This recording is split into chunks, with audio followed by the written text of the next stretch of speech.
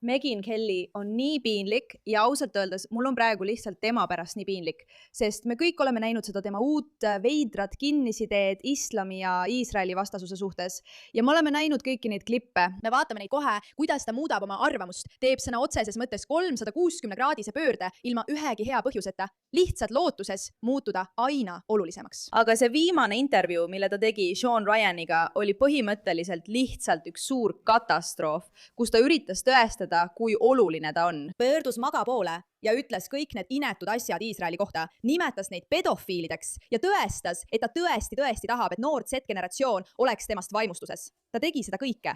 Ja see on nii alandav vaadata, kuidas keegi, kes nii väga üritab tõestada oma põhimõttekindlust, lihtsalt hävitab selle, hävitab kogu usaldusväärsuse. Ausalt öeldes ma tunneksin talle isegi kaasa, kui ta poleks lihtsalt üks sitatükk. Vaatame mõningaid katkendeid sellest intervjuust, sest see on lihtsalt šokeeriv kellegi kohta, kes on saanud meediakoolitust, pean ütlema. Mis on praegu magatuumik? Mis on magatuumik? Mul pole aimugi. Ma arvan, et ma tean. Trump on algusest peale öelnud, pedofiile toetav Iisraeli lobigrupp. Noh, ma mõtlen, mul pole aimugi. Vaja on teistsugust lühendit. Nii et ta ei ütle, ei, millest sa räägid, see on nii rumal vandenõuteooria, see on ju naeruväärne. Ta naerab ja ütleb, jah, neil on vaja uut lühendit. Piinlik. Ma mõtlen, kõik teavad. Kõik teavad, et kogu see pedofiilia teema on nii madala IQ-ga intellektuaalne vandenõuteooria. Kui sa juba hakkad välja mõtlema vandenõuteooriat selle kohta, kes Ameerikat juhib, siis ära kasuta seda pedofiilia asja. See pedofiilia teooria on nii ilmselgelt mõeldud inimestele, kes ei suuda selgelt mõelda. Aga Donald Trump on alguses peale öelnud, et tema määratleb, mis on maaga. Maaga on see, mida mina ütlen, et see on ta öelnud. Ja tal on õigus. See on tema kaubamärk. See on tema kampaania slogan. Ja kogu aeg on tema määratlenud, mis on ja mis ei ole maaga. Ja ta ütles mulle isiklikult, maaga tunneb nii, nagu mina tahan, et nad tunneksid. Mina ütlen neile, kuidas nad peaksid tundma selle, tolle või mõne muu asja suhtes. Ja nad teevadki nii. Ja selles osas on tal olnud täiesti õigus. Ma mõtlen, kas ta ise ka mõistab, kuidas see kõlab. Selle asemel, et mõelda, vau, see on nii muljet avaldav, sellel naisel on tõeline siseringi ülevaade Trumpist. Ja ta näitab meile tõde sellest, kui kohutav, nartsissistlik ja egomaan see mees tegelikult on. See jätab mulje inimesest, kes on nii kergesti valmis loobuma ja ohverdama suhteid interneti tähelepanu nimel. Minu jaoks tõestab see, et tal on olnud isiklikke vestlusi Trumpiga, et ta on oluline ja et tal oli tema usaldus. Ja siin on ta lihtsalt nagu, jah, nüüd on Trump lihtsalt kõige hullem. Miks? Sest Trump ei lähe järgmisele ametiajale ja nii ta üritab, ta palvetab. Ta loodab, et saab lihtsalt hüpata nende inimeste rongile, kes vihkavad Trumpi ja varastada need valijad. Tead küll, need valijad, kes vihkavad Iisraeli ja nii edasi. Aga mida ta ei mõista on see, et ta teeb tõeliselt rumala vea pugedes islami ees. Ma ei saa aru, miks ta seda teeks, sest kõik teavad, et see on asi, mis teeb Ameerika Ühendriikides inimesed väga ebamugavaks. See on tõesti halb. See on nii halb. Vaata seda. Need on lihtsalt abipalve kaasa jaoks. Need on teatud gruppide, eriti islamistide ülemvõimu kinnitamine. Kus ta eksib? Mida ta ütles, mis oleks isegi vaieldavalt vale? Mida nad tahavad ja Ayaan Hirsi Ali on seda väljendanud paremini kui keegi teine. Loomulikult on ta pärit Somaaliast, lõpuks manipuleeris teda moslemi vennaskond, kuidagi suutis ta sellest välja pääseda, vabastas end sellest olukorrast. Me tegime sellest pika saate ja ta on sellel teemal ka raamatuid kirjutanud. Kuidagi pääses ta välja ja sai eluaegseks kriitikuks. Siin kõlab ta lihtsalt loogiliselt. Nagu jah, ta räägib naisest, kes nimetab radikaalset islamit selle õigeks nimeks. See on ju hea asi, Megyn, eks? Islamist ja sellest, mida nad eriti naistega teevad, aga ta on juba 10 aastat selle eest hoiatanud, mis eriti Euroopas toimub. Need mehed liiguvad sisse ja naised, kes varem said tänaval tanktopi ja lühikeste pükstega kohvi järele minna, saavad nüüd ahistada ja mõnel juhul ka rünnatud. Sageli peavad nad nüüd koos meessoost pereliikmega kõndima lihtsalt selleks, et oma turvalisust tagada. Siin ongi see Megyn Kelly, keda me kõik mäletame, kes räägib lihtsalt asjadest, mida me kõik teame olevat tõsi. Ja selles mõttes oli ta omamoodi julge. ja iroonia seisneb selles, et nüüd üritab ta näidata, kui julge ta on. Vaadake, kui julge ma olen valmis Iisraeli vastu sõna võtma, ma olen valmis islamistide eest välja astuma. See on umbes nii, Megin, kas sa ei saa aru, et enamik maailmast vihkab Iisraeli ja enamik maailmast, mitte enamik, aga on miljardeid islamistide pooldajaid. Selles, mida sa teed, ei ole eriti midagi julget. Ausalt öeldes on see tegelikult jälle natuke piinlik. Sest nemad ei assimileeru. Nad ootavad, et Euroopa noored naised ja teised kohaneksid nendega. Ja ma tean, et sa oled välja toonud, et igaüks, kes on piisavalt julge, et öelda seda, mida ta just ütles, olgu see siis Suella Braverman või Tucker Carlson, saab lõpuks vallandatud ja tembeldatakse kitsarinnaliseks, eks? Nagu sinna lihtsalt ei tohi minna. Manipulatsioon on nii kõikjal, et sa ei saa arugi, et see toimub, sest kõik räägivad üht ja sama juttu.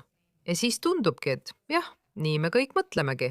Ma mäletan, et Fox Newsi juures oli see nagu automaatne reaktsioon. Sa pidid ütlema midagi sellist.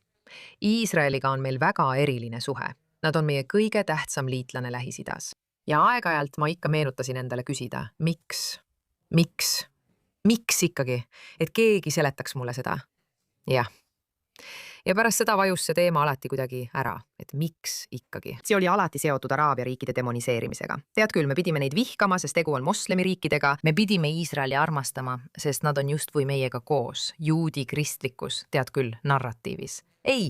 Põhjus, miks sa ei peaks islamiste sallima, on see, kuidas nad naisi kohtlevad. Ja sina oled üks neist naistest, kes on nii kaua püüdnud maailmale tõestada, et naisi ei tohiks halvasti kohelda. Miigen, see on põhjus, miks sa ei peaks islamiste sallima. Sellel pole mingit pistmist Iisraeliga. Aga ometi suutsid sa jälle selle kuidagi muuta mingiks suureks kurja kontrolli vandenõu teooriaks. Ma leian, et see on lihtsalt nii irooniline, et need inimesed, kes väidavad, et nemad näevad tõelisi vandenõu teooriaid, on tegelikult need, kes langevad päris ajupesuplaanide ohvriks. Sest just seda ongi moslemi vennaskond teinud. See on ausalt öeldes lihtsalt šokeeriv. Aga see on vaid üks paljudest asjadest, mille osas Megyn Kelly on oma seisukohta edasi-tagasi muutnud. Ta muudab lihtsalt kõige suhtes alatasa oma seisukohta, et näidata end kui tõelist interneti inimest, seda, kes tõeliselt võitleb väärtuste eest. See episood oli ausalt öeldes lihtsalt vastik. Ja Milkbar TV pani kokku kompilatsiooni, mida ma arvan, et tasub vaadata. Ma ei tea. Kallis, ma ei tea. Ausalt öeldes ma ei tea enam, mida millestki arvata. Ma arvan, et ainus asi, mis mind kõige rohkem muretsema paneb, on Iisrael. Mida see kõik siis tähendab? Ma mõtlesin, et ta võidab. Ma olin täiesti kindel, et ta võidab. Aga siis ta ei võitnud. Jaa. Iisrael ostis selle ära. Nad ostsid valimised. Mida siis teha? Kas me üldse enam hääletame? Mis kuradi mõte sellel on? Ausalt, mis mõte sellel on? Ma mõtlen... Nagu meil on kohustus hääletada. Aga miks? Ja, mille jaoks? Kui nad lihtsalt teevad, ma lihtsalt.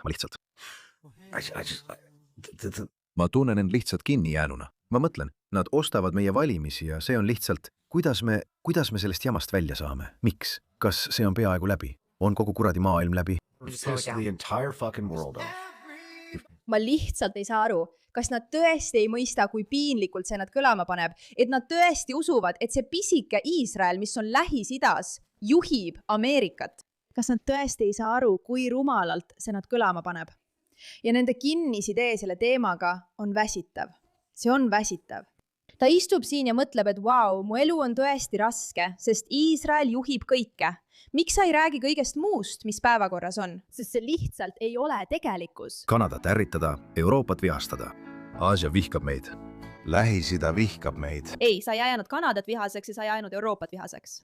Sa ei langenud nende islamiseerimisele pugemise õnge, mis on täpselt see, mis Euroopas toimub. Küsi ükskõik milliselt eurooplaselt, kes näeb, mis tänavatel toimub, mis toimub Kanadas, inimeste rännet Kanadast Ameerika Ühendriikidesse, inimeste rännet Euroopast massiliste ülevõtmiste tõttu. Ja üllatus, sellel pole absoluutselt mitte mingit pistmist Iisraeliga.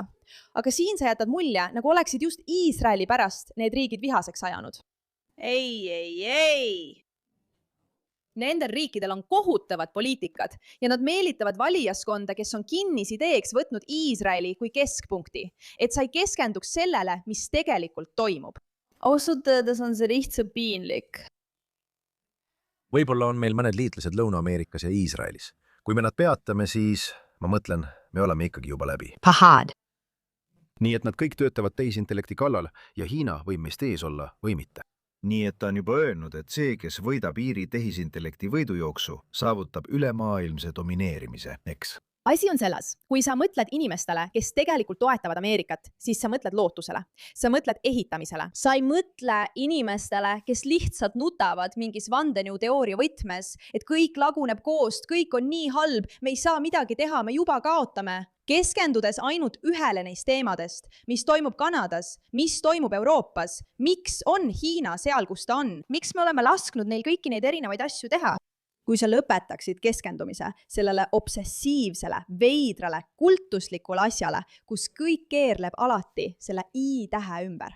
Kui sa lõpetad selle üle kinnisideks olemise ja hakkad tegelikult teistest asjadest rääkima, võid avastada end huvitavas olukorras, kus sa tegelikult muudaksid kõike toimuvat paremaks. Aga see oligi kogu selle osa mõte nagu. Kõik laguneb koost. See on nii kohutav. Maailm on katastroof. See oli minu jaoks väga huvitav, sest see klipp rääkis mulle väga palju. Mitte midagi, see on lihtsalt tükk. Mis see siis on? See ei ole suur, see ei ole oluline. Ta räägib muide magast. Oluline, see ei ole lahe, see ei köida noori inimesi, sellel pole tulevikku. Miks see mulle huvi pakub? Sest siin ta paljastab tegelikult, mida ta tunneb. Teda huvitab ainult see, et oleks noorte seas populaarne. Ta ütleb, et maga pole lahe. Maga pole noorte seas populaarne. Okei, ma lähen maga vastu, sest Trump ei võida niikuinii järgmisi valimisi, sest ta ei suuda konkureerida. See on nagu, miks me ei võiks tema vastu minna? Jah, ja siis võib-olla saame rohkem vaatamisi ja äkki oleme jälle olulised. Aga mida ta ei mõista, on see, et inimesed jälgivad tema pendeldamist. Nad lihtsalt vaatavad seda aeglaselt. Nagu selline lihtne meelemuutus. Inimesed arvavad, et ma olen vabariiklane, aga ma pole olnud vabariiklane üle 20 aasta. Ma ei taha kanda kummagi meeskonna särki. Ma olen mõlema vastu, nad on prügi. Me kõik saime aru, et seda Joe Biden mõtleski. Vabariiklased on prügi. Nii et ma lähen kuuma prügina. See saab olema minu Halloweeni kommentaar. Kostüüm, sa valad kütust vihakatla, mis on nüüd viinud selleni, et üks meie omadest on tapetud ja meie silmapaistvaim vabariikliku partei juht on kõrva pihta tulistatud. Meie juht. Kui üks tema toetajatest tema selja taga suri oma perekäte vahel. Me ei tee enam nälja. Kõik need tegurid on põhjuseks, miks vabariiklane olla on praegu ohtlikum kui kunagi varem. Tõde on see, et vabariiklane olla on ohtlik, sest just meie poolel saavad inimesed surma. Aga mina ei ole olnud vabariiklane juba üle 20 aasta. Ma olen oma poliitilistes vaadetes üsna tsentristlik. Ei, sa oled tuulelipp. Ausalt öeldes, isegi kui Trump viskaks tuumapommi, hääletaksin ma ikkagi vabariiklaste poolt. Näed, seda inimesed vaatavadki, kõige muu kõrval, kommentaaride kõrval, selle kõrval, et inimene ütleb üht siis teist, valetab selle kohta, muudab oma arvamust. Kui sa seda noore inimesena vaatad, Megyn Kelly, siis siin on sulle väike nõuanne. Mina näen kedagi, kellel puudub igasugune ausus. Ja tänapäeval, kui meedia on nii uskumatult segane, ongi see, mida ma otsin. Kedagi, kes on põhimõttekindel. Ja seda usuvad tõeks ka enamik noori, kellele maga ei meeldi. Me tahame kuulata inimesi, kellel on ausus. Nii kiirelt meelt muuta. Ma ei olnud kunagi vabariiklane. Ma ei ole vabariiklane. Meie vabariiklased. See ongi see, mida me otsime ja see ongi see, mida me märkame. Meid ei huvita, kas sa oled Iisraeli poolt või vastu, kas sa oled islami poolt või vastu, kas sa oled vabariiklane või mitte, kas sa armastad Tuckerit või vihkad Tuckerit, kas sa armastad Penny või vihkad Penny, kas sa armastad Trumpi või vihkad Trumpi. Mitte miski sellest ei loe. Meid huvitab see, kui kiiresti sa oma seisukohti muudad, sest see muudab sõna otseses mõttes kõik, mida sa ütled ebausaldusväärseks. Ja just seda see intervjuu paljastas rohkem kui midagi muud. Mitte seda, et wow, sa oled teinud nii hämmastava kannapöörde, oled oma seisukohta muutnud, sa oled nüüd üks meist. Pigem nagu seda naist ei saa usaldada. Sellepärast tunnen ma Megyn Kelly pärast piinlikkust. Aitäh, et sellele tähelepanu pöörasite.